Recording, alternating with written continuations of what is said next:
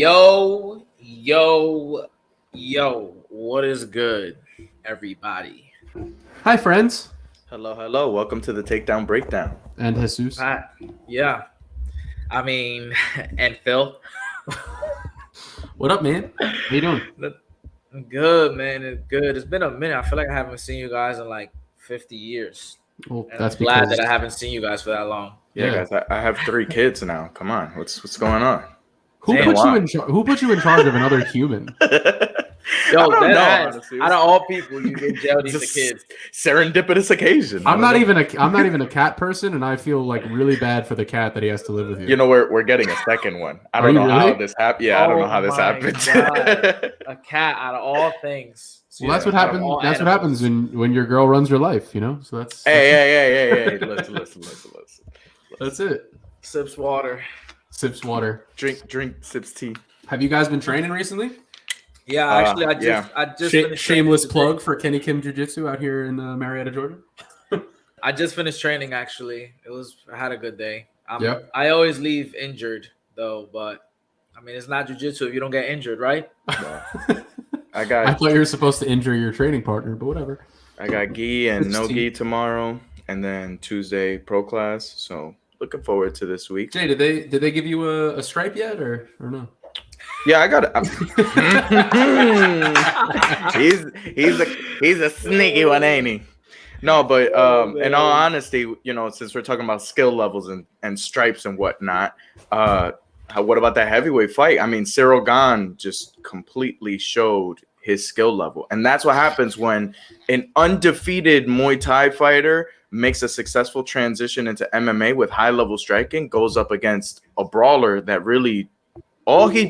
Derek Lewis put all his eggs into that one basket all fight week. He said, "I just got to touch you once." Well, I mean that's definitely easier said than done. You know, what did you guys think about that fight?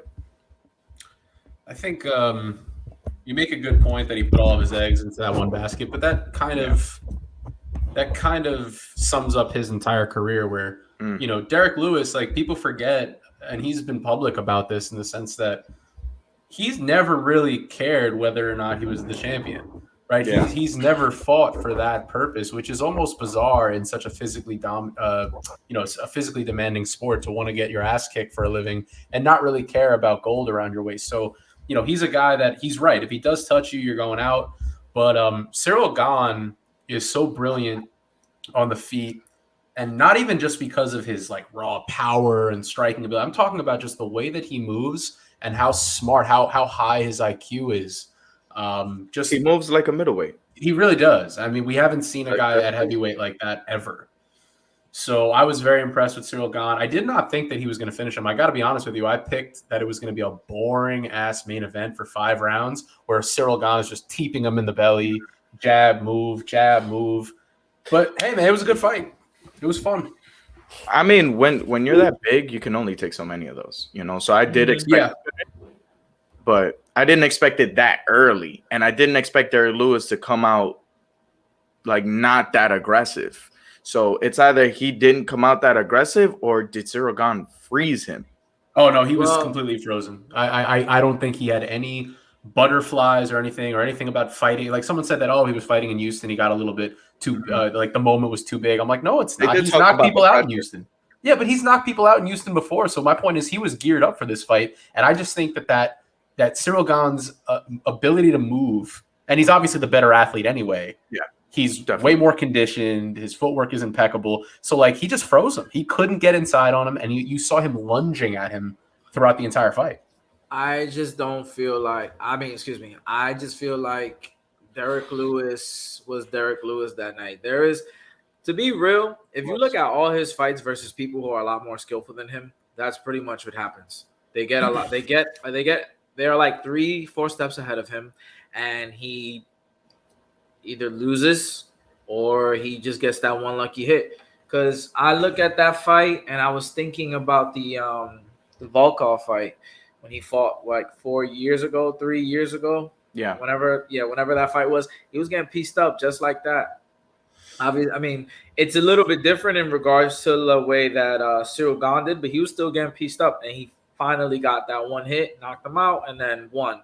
You know what I'm saying? But I've never really seen like people who fight like Derek Lewis. Derek Lewis is successful in. Like if you see his fights when he fights with people that are not skilled, they're just raw power. He's good. But when he's fighting someone who actually has like legit striking ability, he's not good. Yeah. You know what I'm saying? Like, and that's what we saw. I was expecting that. I wanted him to win, obviously, because he's just a fan favorite. He's a fun guy. And obviously, him being a champion, like, he would emerge as a superstar. He's already a star, but just imagine him as a champion of the UFC. Yeah, but he knocked out Volkov. Like, that's not Yeah, the best but comparison because he knocked Volkov out. No, you know what it is about the Volkov and Ciryl Gane comparison? We saw Ciryl Gane beat Volkov. Volkov was afraid of Derek's power the whole time. If you watch that fight closely, he was always like, as soon as Derek got close, he was like, oh shit. And Volkov head movement, nowhere near as good as Ciryl Gane's. I mean, Ciryl literally ducked and slipped a couple right hands and stayed on the inside. He's aggressive, he's entertaining, and Derek called him a boring fighter. So I think he did have a chip on his shoulder because his last outing with Rosenstrike wasn't that entertaining. And then the fight with Volkov was only entertaining to striking purists and MMA fans. So it was like, so this time he literally said, I just want to put on a good show for everybody. And he even forgot that he was getting awarded the belt. I mean, the dude, he's like, yo, I've only been here for, like, this is only my third year out here. Like, I don't know what I'm doing. I got a belt now. Like, that's crazy to me. Yeah, it's true. But the other thing that shocked me about Ciryl Gane, and I knew he had some submission victory, so I knew he had some skills. But you know what really surprised me? Not only did he know what he showed a competence in the clinch, like especially the exchanges against the fence. But not only that, can I be honest with you? What? He came across as the stronger guy. Like Derek Lewis he wasn't on balance. He had 15 He was being moved. Yeah, he was being moved. And I was like, God damn, Ciryl Gane is the real fucking deal. And obviously he's a light-skinned MMA Anthony Joshua. That's what he is. Like, that's a very let's be honest. You've said that before, and that's actually a pretty good take. Yeah, like he's for once. He's good.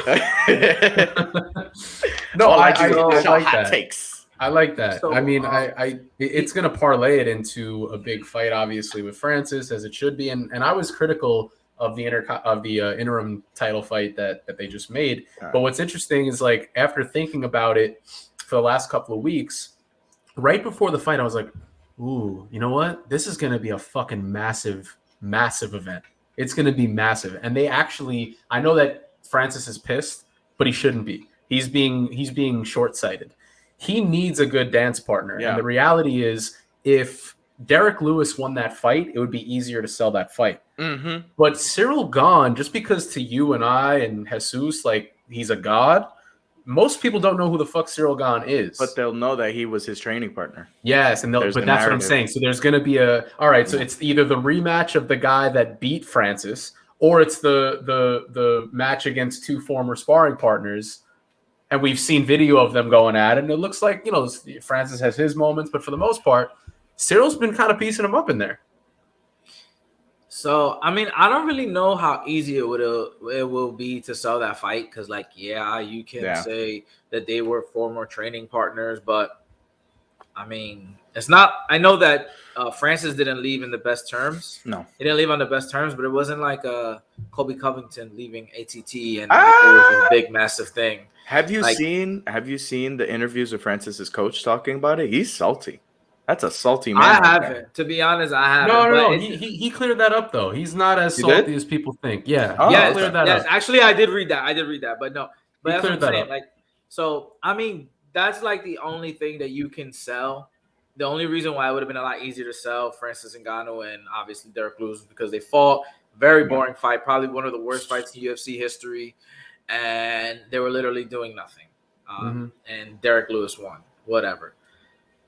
I like that fight, though, because, one, it's just going to – so this is going to be a big test for both of them. Can Ciryl Gane, like, can he get touched and still be able to keep going? No. No, I'm not, it's rhetorical. Oh, I know. I'm just answering anyway because no. Well, I mean, it depends on who he gets touched by. If Francis touches you, you're probably gonna. it's over. And did from those videos that we saw, did Francis get good enough or better enough to take out Ciryl Gane? Those are like two big important questions. It's very difficult because for me, it's like I do think that Francis has the edge in that fight, but man, Ciryl is just so freaking good. Like it's just because the in and out movement that he utilizes, the angles that he utilizes, the way that my path to victory for Francis in my head, it isn't gonna be stand and be technical with him like he tried to do with Stipe. It's you got to land a couple leg kicks to slow that man down and really dig into those leg kicks. Then you got to push him up against the cage and blitz. Like you got to make it a dirty fight because you're not just gonna stand there and trade strike for strike with Ciryl, because for every strike that you maybe land, he's gonna land 4 or 5 because he does not throw 2 punches ever. He throws 3 or 4. Like if you look at the Volkov fight, he never entered with 1 punch. He would throw a jab, maybe back out, and then come back in with a 3-punch combination, slide out the way. Also remember, dude's good, man. Also remember too that I don't know like how much I know about these camps, but Francis's camp is really heavy wrestling based. Yeah. So that could also play a role. Like he could get his wrestling in. You think he's gonna go for a takedown? I hate to say it though. I think Ciryl has the advantage all over. You think that Ciryl? I don't think Ciryl is stronger than Francis. He's definitely stronger than Derek Lewis. But what does Francis? What does that matter at that point? What does that matter if they're going into a wrestling exchange? But you really see that happening because Ciryl is going to come in and do the same thing that he did against Derek. Think about it; it's the same fight for Ciryl. I don't think so. Same fight for Ciryl. No, because Ngannou is taller. And he has a much longer reach, so he can't approach it with the leg kicks. And that wasn't even the plan originally for Ciryl. It was more of a teep. But Ciryl is going to use I was about to talk about the teep. Cyryl's going to use that teep again. It's not going to be quite as effective as it was against a guy like with a belly, like Derek Lewis. But Francis, look, you're a little softer in the midsection. It's going to affect you a little bit more. You get kicked there. It doesn't feel nice. So, and you could tell. By the way, the first thing that hurt Derek was one of those kicks to the body. Yeah. That was the beginning of the end. So I just wanted to point that out too, because not a lot of people were talking about that. They said, oh, it was that, the elbow or the overhand or whatever. No. It was the leg kick. It was the leg kicks that destroyed him, and then he kicked him to the body, and it just went on from there. But my thing is, it's a similar fight for Ciryl in terms of preparation, because you have a guy that is not going to wrestle you. You don't even have to worry about a takedown. Francis is not going to take you down. Francis worked on his wrestling to show that he's competent for the Stipe fight. But that doesn't mean that he's going to use it to employ it against Ciryl, because to be honest, we've seen Ciryl have 2, maybe 3 submissions in his career, and he looks pretty slick there. So I think what you're going to find is a stand-up fight yet again. And I think Francis, and here's the thing that scares me about Francis. He's the most powerful guy that we've ever seen. He is a knockout artist, but he also lunges quite a bit. Mm-hmm. He has a tendency to lunge. So I'm not completely sold on the fact that Francis is going to be able to handle the movement of Ciryl Gane. But here's what happens and why this is so fucking exciting to me. Because in 2022, we have Ciryl Gane versus John Jones. That's what we have. If Ciryl Gane beat him, take that L. Jones. If Gane beats Ngannou. Let me tell you something right now, and I'm willing to put money on it. If Ciryl Gane can get past Ngannou and past Jones, he's the GOAT. Fuck Stipe. Ciryl Gane will be the greatest heavyweight of all time. Yeah, he will not lose that belt. He will not lose that belt. But you're forgetting, and he'll probably beat Stipe. Who, Stipe? No, I'm saying he'll probably beat, like in his reign, he's probably gonna beat Stipe. You get what I'm saying? Like if he does get past John and he gets past Ngannou, he will probably beat Stipe. But here's the problem. Stipe's shorter. He's fast, but he's still stuck on John Jones. That's I want you both to tell me, as educated fans of this sport, where exactly, besides pure striking ability, right? Because they're both good strikers, John and Ciryl. Cyryl's a little slicker, we know that. But tell me where Ciryl has this major advantage. Where? What, against John? Yeah, where? You know what? I would say that in terms of MMA, John may have a higher IQ because he will know when to incorporate the wrestling. Yep. But in terms of overall, like fighting, picking your shots, I do give Cyryl's IQ the advantage in that. Alexa, stop. Sorry, but only like okay. So I'll point something out, right? Because you said you said something about his fight IQ. This Cyryl's is when, or John's? Cyryl's. This is when I knew, and this is this fight. This is when I knew I was like, this dude is a different level of striker. Like you cannot compare him to anybody. He threw 2 leg kicks. 2. Usually people, if they find success with something in fighting, they'll throw it 3 times. Like it's like this weird rule of 3s. He threw it twice and then feinted to come in with a right hand and it landed. So he used Derek potentially reading that move against him. And as I was watching, I was like, okay, he's going to throw a 3rd one. And then he did it. And I was like, holy shit, this guy is different. He mixes up his angles. He gives you different things to look at. I can see why you say that John is good, like is a very good matchup, because John will be able to press him up against the cage and maybe take him down and stuff. He's very strong. And if you get taken down by John Jones, there's no fucking way that you're going to have you're not going to have a fun time. No. But will he be able to take him down? Because again, yes, Dominic Reyes, for as bad as we like to say he is now, didn't get taken down by John. He didn't get taken down, and he had good movement, and he's long. And Ciryl Gane is bigger. I don't remember him shooting. John I don't remember him shooting that much. He went for 8 takedowns in that fight. I gotta check that. I don't remember that. Bro, he went for 8. He literally spent 35 seconds at one point on the cage grinding for the 1 takedown that he got that changed the fight. That he got up too. And he got up right away. Yeah. Fuck Dominic Reyes. But anyway. And Cyryl's bigger. He's faster, I would say. And he definitely has better footwork than Dom Reyes. And he's longer too. Can I be honest? I think that's the best athlete that John Jones is gonna fight. Yes. But we all agree on that. I'm just simply asking, like, when you have a guy who has an 84-inch reach, okay, and you have a guy who, what? Volkov. Yeah, but don't ever disrespect John Jones again by saying Volkov.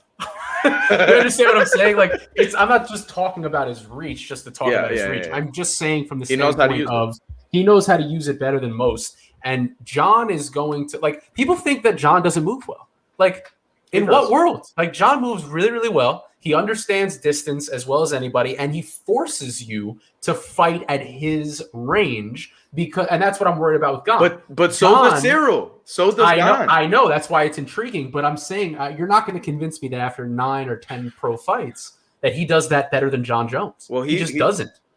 Okay, you're talking about 9 or 10 MMA fights. Mm-hmm. Yeah, Ciryl was a striker before this. I understand. If John isn't focused on closing the gap and putting him up against the fence, if he does decide to poke and prod, I don't see him leading that dance.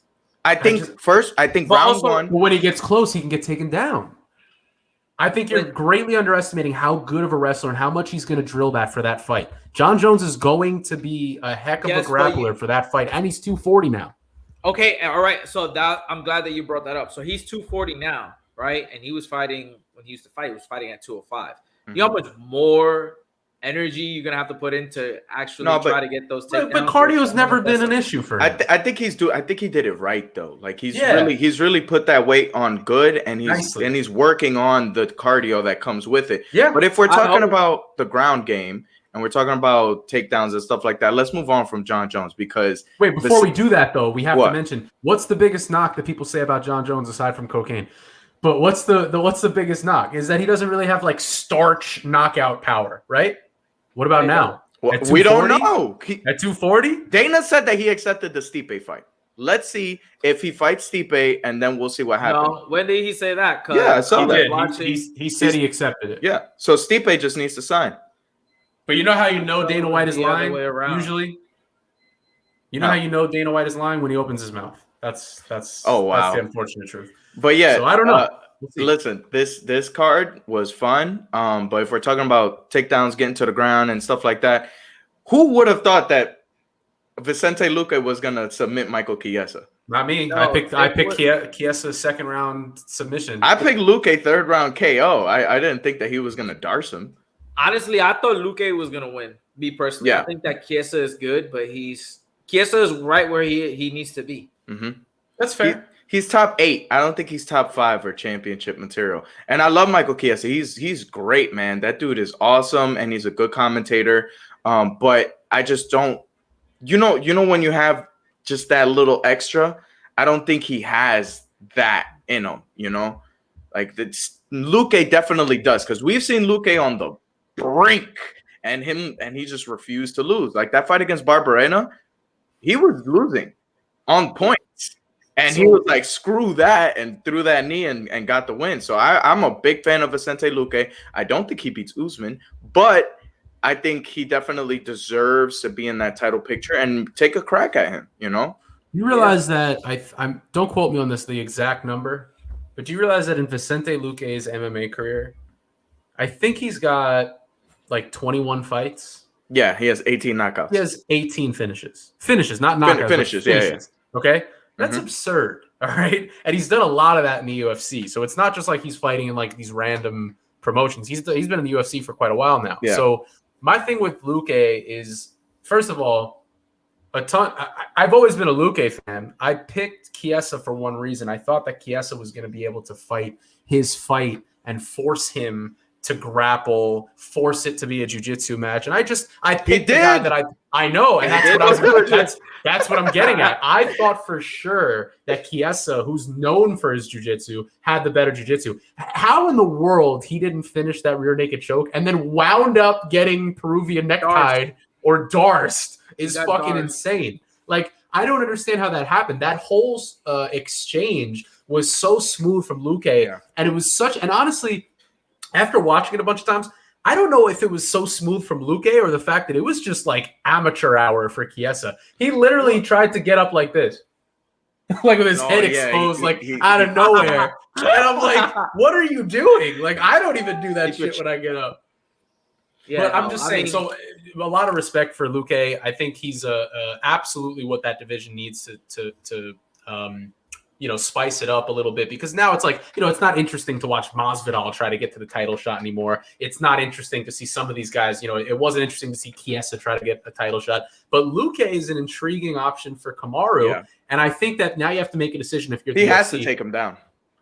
Well, he does. That has to be a wrestling fight. He does, but I don't know if he has the skill set to do it. I'm not sure, because the other thing that's interesting is Luque lost to Stephen Thompson. Yeah. And Thompson. Okay. Yes, I understand that, but that's what I'm saying. So it's just like, if he can't beat Stephen Thompson, is he gonna beat Kamaru Usman? Like, not really. There's always a possibility. I don't see it happening. But I will say this.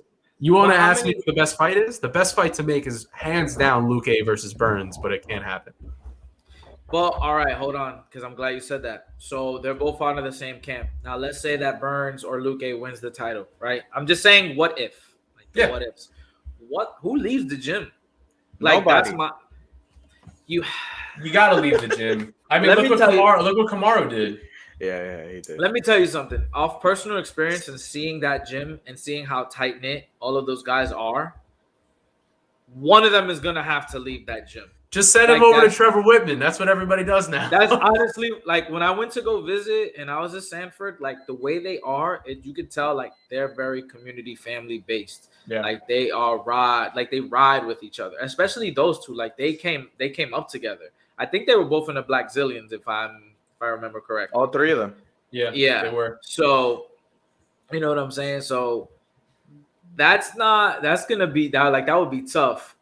Personally, I don't think Luque beats Usman, but I kind of would not be surprised a little bit if that were to happen. A little bit. I'll tell you this: forget the fact that Leon has like an 8 or 9 fight win streak right now. His wins are not nearly as impressive as even like the 4 fight win streak that Luque is on. Luque, in my opinion, Luque is next. And Leon finished Luque. I know. Yeah, that was so long ago though. So then, all right. So how about this? Let's make it fair. What? let's make it fair. Let's make that fight for number one contender after Colby, right? So Colby gets the shot at Usman, and then Luque versus Leon gets the title shot. And Gilbert versus Jorge, and whoever generates the more buzz gets the title fight. I mean, look, that's what it's looking like. It's gonna break down. Fuck. Do you really want to see Burns versus Jorge? Yes, I do. That's a slugfest.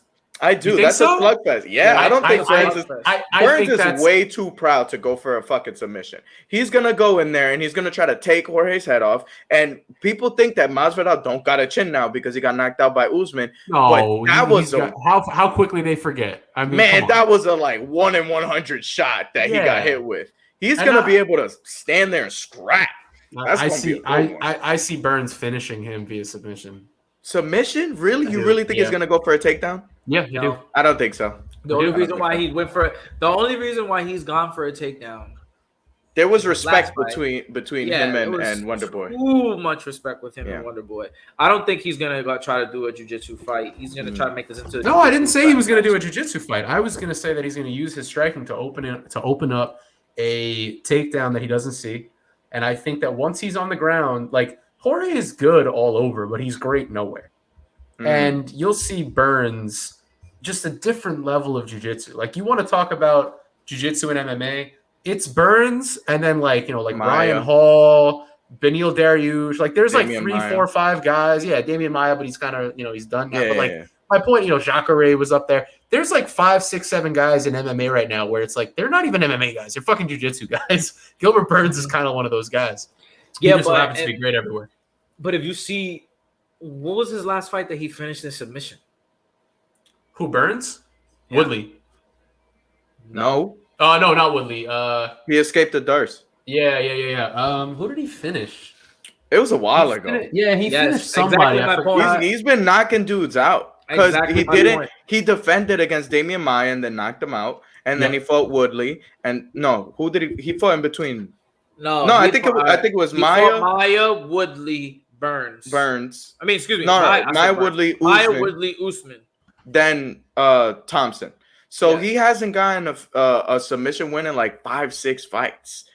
No, but that's okay. I mean, he submitted Mike Davis in 2019, rear naked choke. I don't see. Okay, first off, let's go and rewind a little bit. Usman is a great wrestler, right? We can say that Usman and Burns are pretty even on the ground when it comes to the ability to take someone down, right? Yes. Masvidal was able to do very well defensively against Usman's takedown attempts. I don't think that Burns' striking he'll use it in a way to set up a takedown. You get what I'm saying? One, I think that in the buildup of that fight, Masvidal is definitely going to talk shit, and they're definitely going to agree to not be hey, yeah, let's just strike. A gentleman's agreement. But they're going to be yo, but let's put on a fucking show. And who the hell wants to see a boring grappling match at this point between those two? It's not a boring grappling match. Yes, it will be. Come on. Dude, fucking Gilbert Burns is a 15-time or some shit Brazilian Jiu-Jitsu world champion. That's not going to be... It's going to be Jorge trying to get up the whole time. What if you like Jiu-Jitsu? Well, then you're a hardcore. Listen. Well, you know what? If you had a couple more stripes, maybe you could appreciate it. No, because I don't like... Okay, it's like who the heck... It's like Fiziev talking about Makhachev, where he's his fights are boring. Makhachev is a beast. His fights are fucking boring because he takes them down and he drowns people. So I don't like that shit. So Khabib's not boring, and he did that. Yeah, because Khabib mauls people. So I like jiu-jitsu, obviously. And Islam mauls people too. And I like the art of it. If you can catch, for example, when I saw when Luque Darst Chiesa, I was very wow, I know how to do that move. So that's pretty dope, right? Yeah. But I'm not trying to see that shit in a fight. Why? You guys literally. Here are good examples. Here are good examples of entertaining jiu-jitsu masters. Bryce Mitchell versus Charles Rosa. Fucking. They're fucking insane. Ryan Hall versus Ilia Topuria. Those scrambles on the ground, crazy. Very good fight. Who the heck is this? Charles versus Tony. Good too, because of how dominant that was. Those are good grappling matches. Dariush versus Tony too. That was pretty good. I liked watching that. But it wasn't like Bryce Mitchell versus Charles Rosa. It wasn't back and forth. But I'm saying that was a brilliant display of jiu-jitsu from Dariush. Because Mitchell was dominating Charles Rosa, but the way he did it was entertaining. Like he would go for right. Brandon Moreno versus Davison 2. Yes. When they were in those exchanges on the ground and defending and all that stuff, that was great. Yes, that's not what that's gonna be like. Yes, I don't want to see that exactly. Like I love jiu-jitsu. Dude, a finish is a finish. No, listen. A finish is a finish. All right, I'm not saying that. We're not saying that it'll be bad, but I'm fine if he does a jiu-jitsu move for a finish. I mean, if he wants to go for a submission finish, I'm perfectly fine with that. You guys are basic bitches. However, I want to see when I think about Burns fighting, I don't think about I can't wait to see Burns go for a takedown and try to go for an ankle lock or a knee bar. No, I'm trying to see like Gilbert Burns punch him. I want to see him punch somebody in the face and then see him scream when he like basically looks like he has one eye. That shit. He has one eye screaming and shit. We want to see Woodley versus Burns, not fucking Wonder Boy Thompson versus Burns. No, but you guys are like, I don't like that narrative. We got to talk about that. We don't give a fuck what you like. I don't like that narrative. The idea that Gilbert Burns, like that sums up who he is as a fighter because of what he did with Thompson is stupid. But people are talking about that like, oh, he's boring. Look what he did with You got to respect. I never said with Wonder Boy.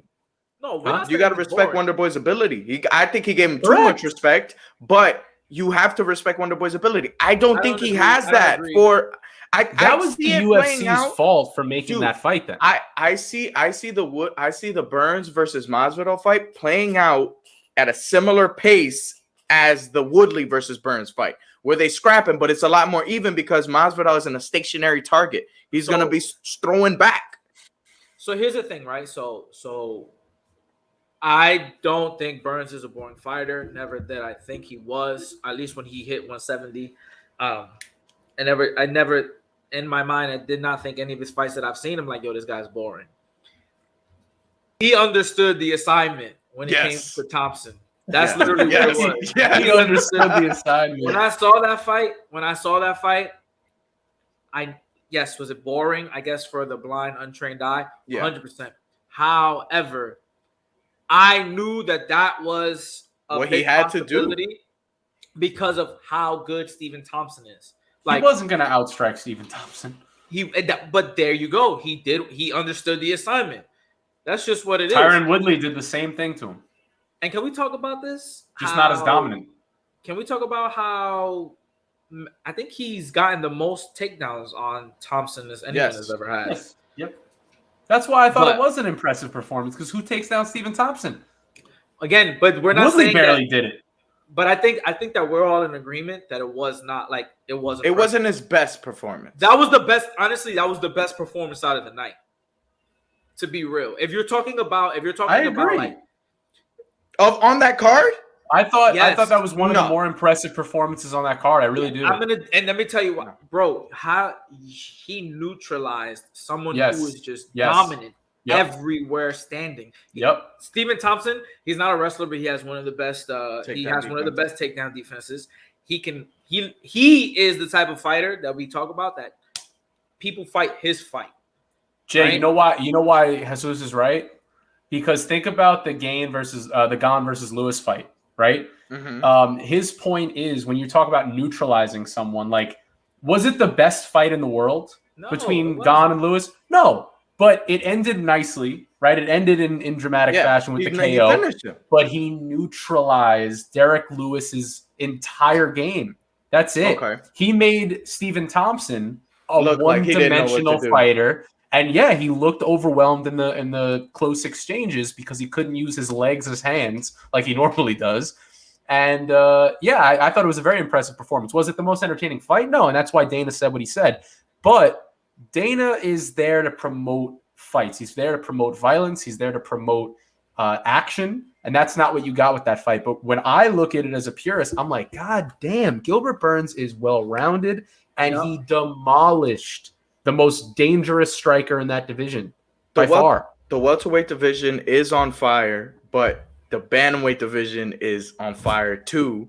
And if we want to talk about promoting violence and somebody that really brought it tonight, we saw some vintage and new Aldo when he beat the shit out of Pedro Munoz, because he brought some, like, it looked like old Aldo, but not as leg kick heavy, where he was relying on one move before. Aldo just looks like a completely new guy, man. Can I ask when that shift happened in Aldo's brain, where he's just like, I'm gonna go down and wait.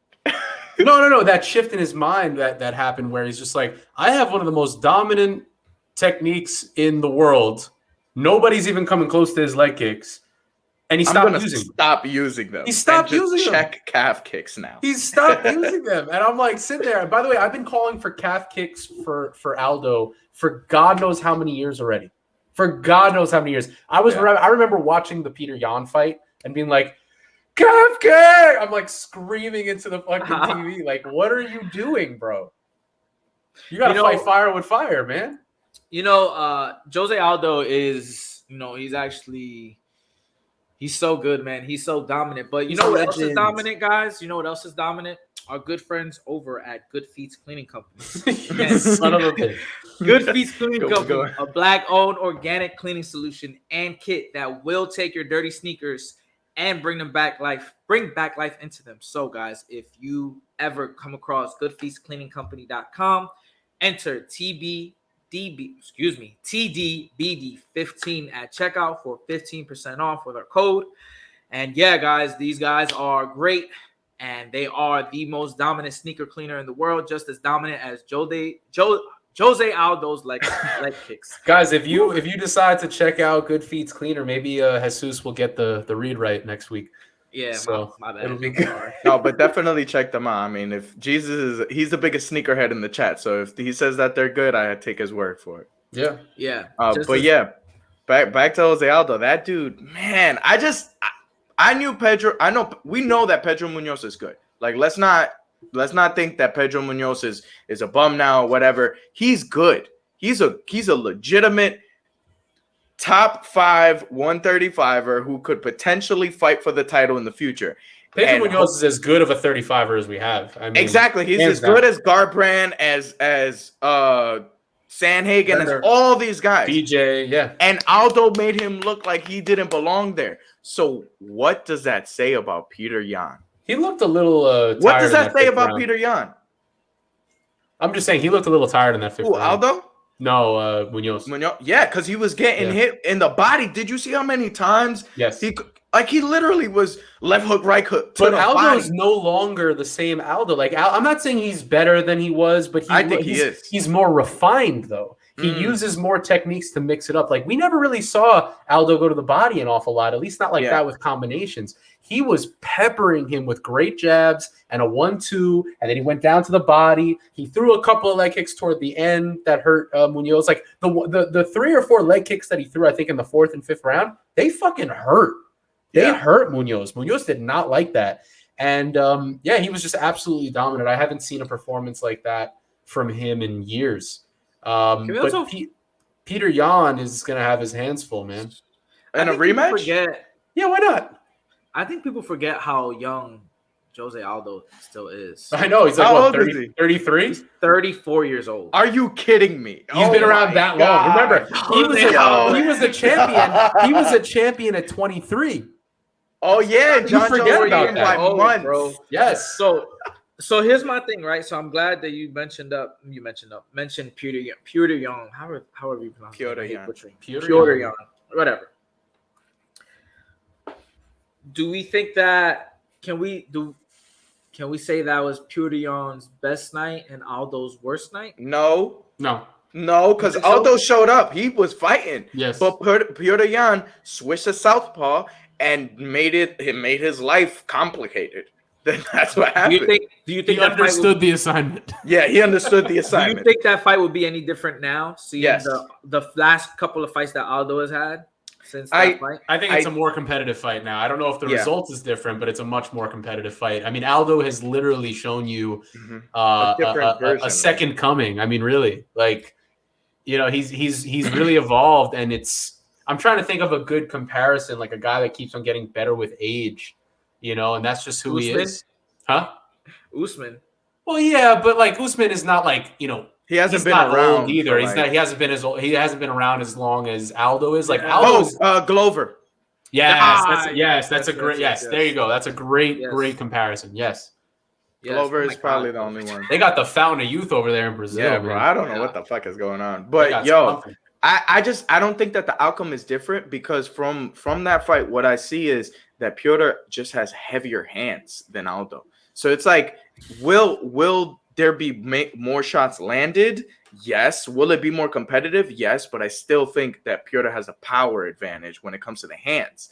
Now, can Aldo change the landscape with incorporating leg kicks and his movement that he showed and mixing in those body shots without getting countered too much?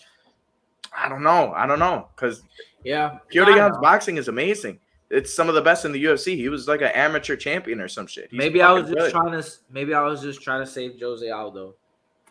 Maybe. I don't know. Maybe. But I mean, the bantamweight division is very complicated right now because we got TJ winning that bullshit decision over Corey Sandhagen, and like the scoring system just needs to be revised because he didn't do enough, in my opinion, to win that fight. I agree. And right now we're split into two camps where Jesus thinks that he did do enough, and Phil and I don't think that he did do enough. But hold on. That fourth round, you got to give it to Corey. Like, I don't know what happened. After Jesus goes, I want to go off on this for a second. So we spoke a while back, and obviously time changes all. Mm-hmm. I was able to watch that fight again. Oh, he's gonna backtrack. Here comes the backtrack. No. Give him a moment. And after watching that fight again, TJ I think Corey had the upper hand. I mean, obviously, yes, I do think that the judges scored that one wrong. But this is already a thing. Like, judging and scoring has been shit the last few fights. They need better judges, man. There needs to be some type of like coalition where like a committee of MMA fighters and referees who've trained MMA, any type of MMA, can actually sit down and create the scoring. But I'm gonna let Phil talk about all that shit because I know before that, in boxing, if you have a really, really bad decision, you can appeal the decision and then it goes for independent review. We should be able to do that in MMA and be able to have a committee, as you said, to be able to independently review these super controversial decisions, like Miranda Maverick versus whatever the heck her name is. Macy Barber? Yeah, there we go. Against Macy Barber. Like those decisions like that. Yeah. Like, and it affects the livelihood of these men and women that are getting into the octagon. And I'm like you already know how I feel about, fighters and the tremendous amount of respect that I have for anybody that's willing to do this for a living on any level, on an amateur level, on a pro level especially. But like, dude, it really affects your livelihood. Like, you can't keep robbing people with these decisions, especially in the UFC where there's all of this conversation about fighter pay and are they making enough money and are they doing that? Listen, there are people on that card that got paid $40,000 to show up, that after they pay their team, after they pay their nutritionist, after they pay taxes, after they pay whoever it is, came away with a broken orbital and a $10,000 thank you. Okay. So like, you have to put that in perspective. And I want to give credit where it's due because this is it's an interesting dilemma for me. But I thought that Big John McCarthy really spoke well about this, like expertly about this on Brennan Schaub's podcast. So I wanted to give him credit for that. But like, when we discuss things like 10-8s or we discuss like a close round, to me, it's always been about who's most effective with the strategy that they employed to win the fight. So if you grapple for 4 minutes, you do no damage, maybe just pummel against the cage, and then the last minute the other guy unloads some good shots on the feet and pieces you up. I believe that guy won the round. Because who the fuck cares if someone scored 2 takedowns out of the 11 attempts over 15 minutes? Like why are we rewarding ineptitude? We're rewarding a guy who clearly couldn't use the strategy he employed to win the fight. So if you stuff 9, and why are we, and to the other point, why are we not awarding points for the guy who stuffed 9 out of the 11 takedowns? You know what I'm saying? Had that question. Like, I don't understand that. Like, defense is part of offense, right? A good defense could be your best 100%. offense. So my thing is, we need to keep violence at the top of the list when we discuss fights, because that's what it is. Like, this is fighting. So who cares who's the aggressor? If the fight is 2 guys standing doing no damage, if you think about like Lewis versus Ngannou or Yoel versus Izzy, and the only way to determine a winner, and if the only way to determine a winner is octagon control and aggression in that type of fight, then that's one thing. But we need to keep in mind that that those are the last 2 parameters to look at, not the first. It's effective striking and then grappling.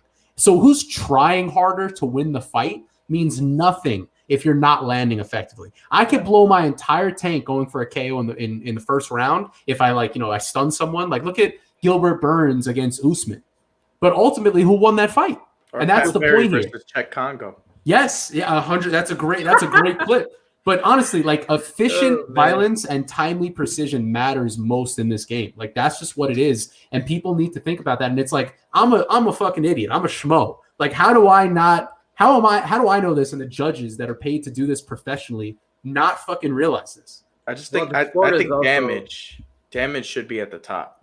Damage matters, but damage could be misleading, and here's why. Because if I landed a big overhand right or a slicing elbow or whatever and nothing else, you might look bloody and battered.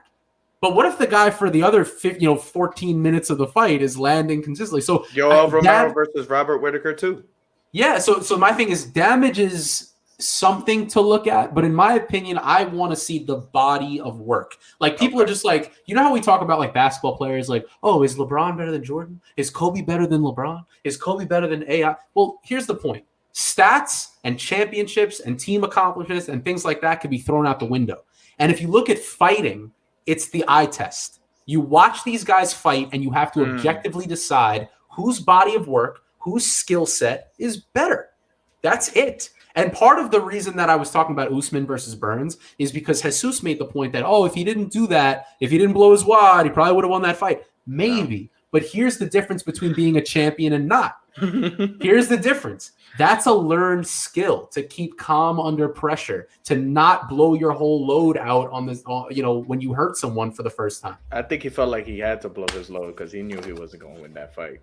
Well, he looked. He had that opportunity, and he was like, "I have to." Finish and this now. I'm not going to kill him for blowing his load when he hurt him. I'm just saying, part of the reason that Usman is the champion, it's not just because he's got dominant wrestling and he's a freak and he can jab now and he's got his mind is stronger than everybody else's. He's on that Wakanda shit, man. I'm telling you, bro. This guy is special. His vibranium is Trevor Whitman.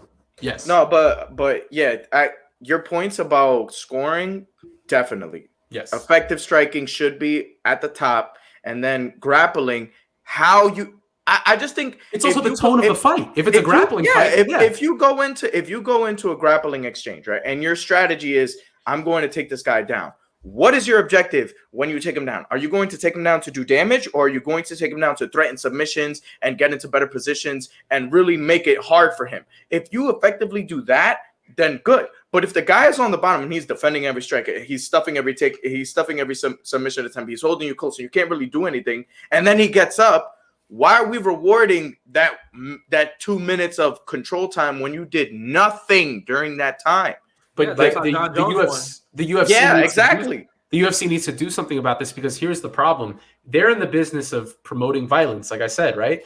So if you are a wrestler, okay, and you have a guy who's pushing the action, and every time he gets close within striking distance to hurt you, you take him down and you lay on him, and you do it, and you do what do you remember that Macy Barber versus not Macy Barber, what's her name? Montserrat. Yeah, Conejo versus Bays. Yes, versus Bays from a couple months ago. That was the worst fucking performance I have ever seen, because that's the She just held her there. She just held her there. That's not effective grappling and striking. That's just like, I'm just gonna lay on you, and physics is gonna dictate that it's hard to get up under from underneath me. She didn't use technique. She used a fucking headlock like this, like it was like 30 styles wrestling. You know what I'm saying? Like, It was stupid. And that's what the UFC has to worry about because they want to have big fights. They want to have big fights and entertaining fights, and you can't have that, quote unquote, in grappling. But if you are being the aggressor, whether you're on the feet or you are on the ground and you're being offensive with those techniques, then that's what I want to see. You have to know fighting to the T. If you're a judge, it's going for those finishes. You have to know. Trying to actively win the fight, not just try to cruise on a point or or whatever. And that's what TJ did. TJ was perfectly fine to just push Sandhagen against the fence and not inflict damage. No, he knew that the judges would give it to him if he did that. Because it looks like he's the aggressor. Who the fuck cares? Who cares? Well, the judges do. But fuck them.